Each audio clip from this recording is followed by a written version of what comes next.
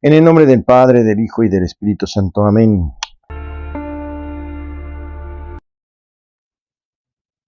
Lectura del Santo Evangelio según San Mateo, capítulo 22, versos 34 al 40.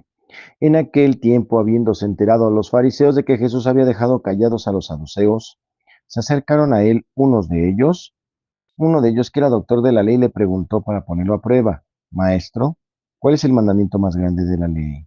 Jesús le respondió: Amarás al Señor tu Dios con todo tu corazón, con toda tu alma y con toda tu mente. Este es el más grande y el primero de los mandamientos, y el segundo es semejante a este: amarás a tu prójimo como a ti mismo. En estos dos mandamientos se funda toda la ley y los profetas. Palabra del Señor. En el Evangelio de hoy, una vez más, Jesús nos ayuda a ir a la fuente viva que brota del amor, y la tal fuente es Dios mismo, para ser amado totalmente en una comunión que nada ni nadie puede romper, comunión que es un don para invocar cada día, pero también compromiso personal para que nuestra vida no se deje esclavizar por los ídolos de este mundo. La verificación de nuestro camino de conversión y de santidad está siempre en el amor al prójimo. Esta es la verificación. Si yo digo amo a Dios y no amo al prójimo, no va bien. La verificación de que yo amo a Dios es que amo al prójimo. Mientras hay un hermano o una hermana a la que cerremos nuestro corazón, estaremos todavía lejos de ser discípulos como Jesús nos pide. Pero su divina misericordia no nos permite desanimarnos. Es más, nos llama a empezar de nuevo cada día para vivir coherentemente con el Santo Evangelio. En el Evangelio de hoy. En el tema de hoy, reconoce una Biblia católica. Aunque hay discrepancias en el contenido de las ediciones católicas y protestantes, la Biblia es un factor de unidad entre los cristianos. Y además es importante destacar la belleza y gran esfuerzo que existe en las traducciones protestantes. Sin embargo, lo ideal para el católico siempre será tomar una Biblia católica.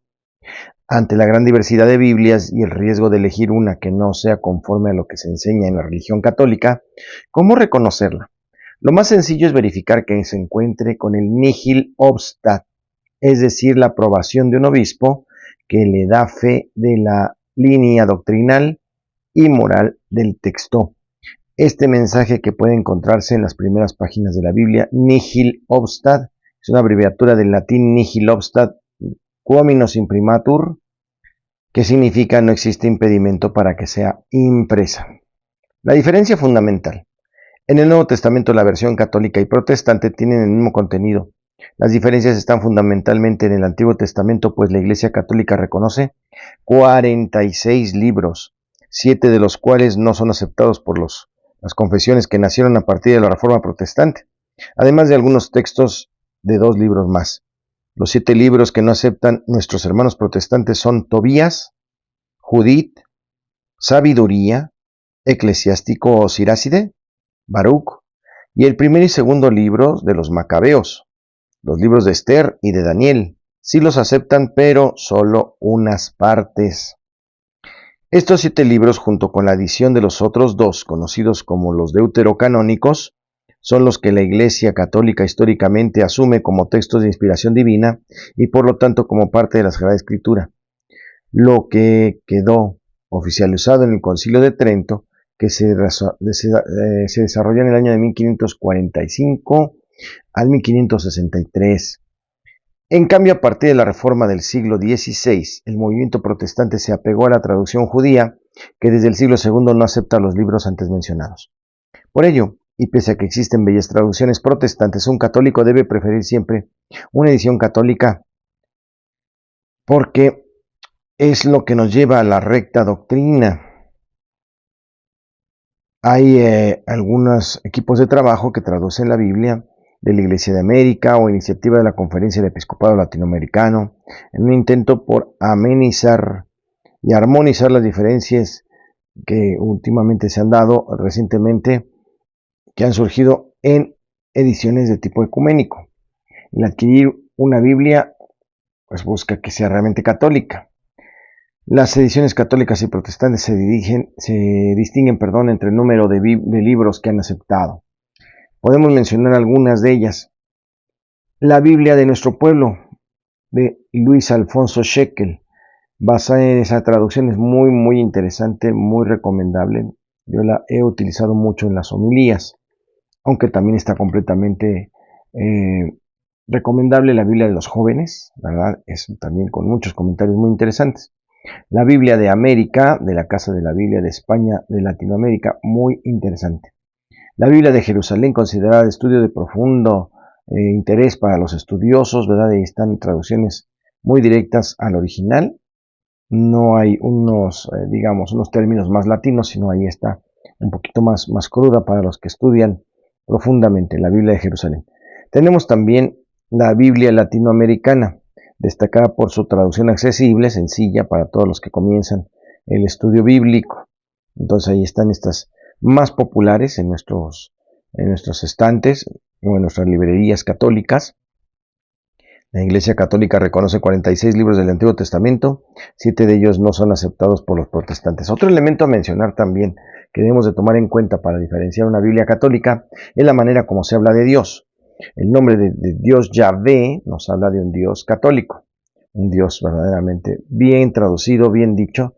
En cambio, el error de llamar a Dios Jehová, ahí nos damos cuenta que esa Biblia no es católica, está utilizando una mala traducción sobre el nombre de Dios. En el tema de hoy, tomemos la Biblia, pero ¿cuál Biblia? Hay que saber diferenciar.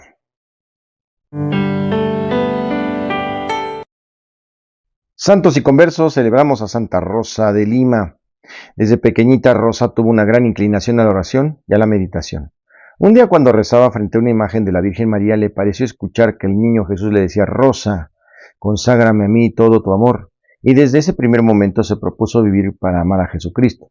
Fue la primera mujer americana declarada santa por la Iglesia Católica. Nació en Lima, Perú, en 1586 y fue bautizada el 25 de mayo de ese mismo mes. La Iglesia celebra su fiesta cada 30 de agosto o antes, y es llamada Rosa debido a su extraordinaria belleza, ya que originalmente su nombre verdadero era Isabel. Solamente su familia la llamaba Rosa, nombre con el cual es conocida ahora y en todo el mundo. Un día su hermano les dijo que si muchos hombres se enamoraban perdidamente de ella, era por la atracción de una larga cabellera o una piel muy hermosa. Rosa se cortó el cabello y se propuso llevar el rostro cubierto con velo para no ser motivo de tentación para nadie. Un joven de alta clase social quería casarse con ella y sus padres se entusiasmaron, pero ella les dijo que su amor sería totalmente para Dios y que renunciaba a todo matrimonio por brillante que fuera. Se propuso ingresar con las terciarias dominicas, unas mujeres que llevaban vida como de religiosas, pero vivían en sus propias casas. La gente admiraba de su comportamiento, empezó a señalarla y a llamarla la santa. El demonio la atacaba de muy diversas maneras y las tentaciones impuras las hacían sufrir enormemente. Además le llegaban épocas terribles de espiritualidad en las cuales le producía horror y asco la oración, meditación o penitencia. Difícil encontrar en América otro caso de mujer que haya hecho mayores penitencias, y es difícil describir tantas.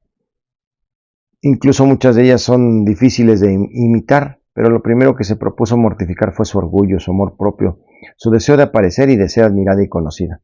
Dormía sobre duras tablas con un palo por almohada.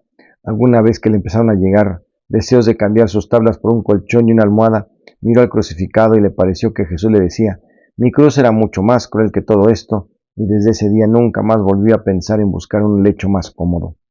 Cuando las personas la criticaban por demasiadas penitencias, le respondían: si ustedes supieran lo hermoso que es un alma sin pecado, estarían dispuestos a sufrir cualquier martirio con tal de mantener el alma en gracia de Dios. Santa Rosa sabía exactamente el día y el mes en que iba a partir a la casa del Padre, pero no sabía en qué año. Cuando murió le hicieron un funeral diferente en la ciudad de Lima y tuvieron que suspender el entierro porque muchas personas querían visitar su cadáver y la sepultaron en una de las paredes del templo. Santa Rosa de Lima era consciente de su belleza y luchaba constantemente contra su vanidad, haciendo un sacrificio por cada elogio que recibía, y nos enseña a dejar nuestras vanidades de lado y procurar más la oración. El Papa Clemente X la declaró santa en el año 1671, fue proclamado patrona de América Latina. En Santos y Conversos, Santa Rosa de Lima, una santa de primer nivel, santa latinoamericana. Alberto Tauley Tirso Vaquero en la rola del alma donde hay amor y caridad. Adelante. donde hay verdadero amor y caridad, donde hay verdadero amor está el Señor.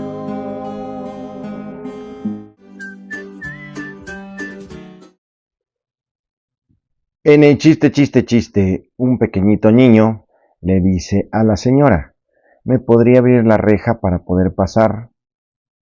La señora enternecida: ay, niñito, yo te voy a enseñar a abrir la reja para que tú lo hagas más adelante. Mira, metes la mano aquí, mueves la perilla y jalas y puedes accesar. Y dice el niño: pero eso yo ya lo sé hacer. ¿En serio? ¿Y entonces por qué no abriste tú la puerta? Porque todavía está fresca la pintura.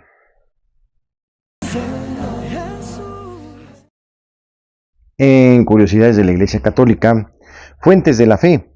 La ceguera en el Evangelio generalmente es asociada a las tinieblas del pecado.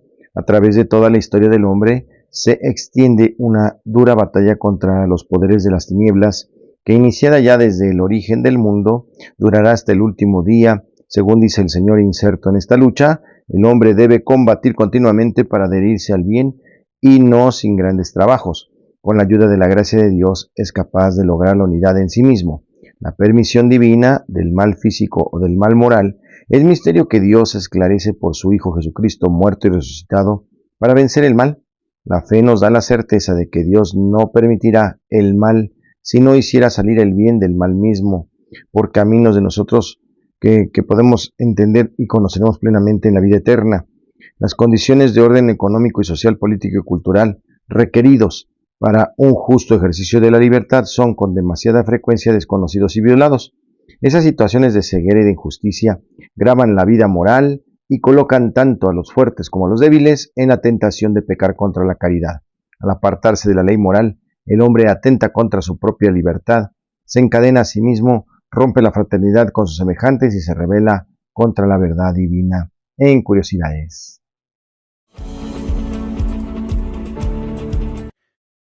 En la buena onda, ya saben, mañana tenemos peregrinación. Nos vemos en punto de 9:30 de la mañana para arrancar a las 10, caminar, rezar.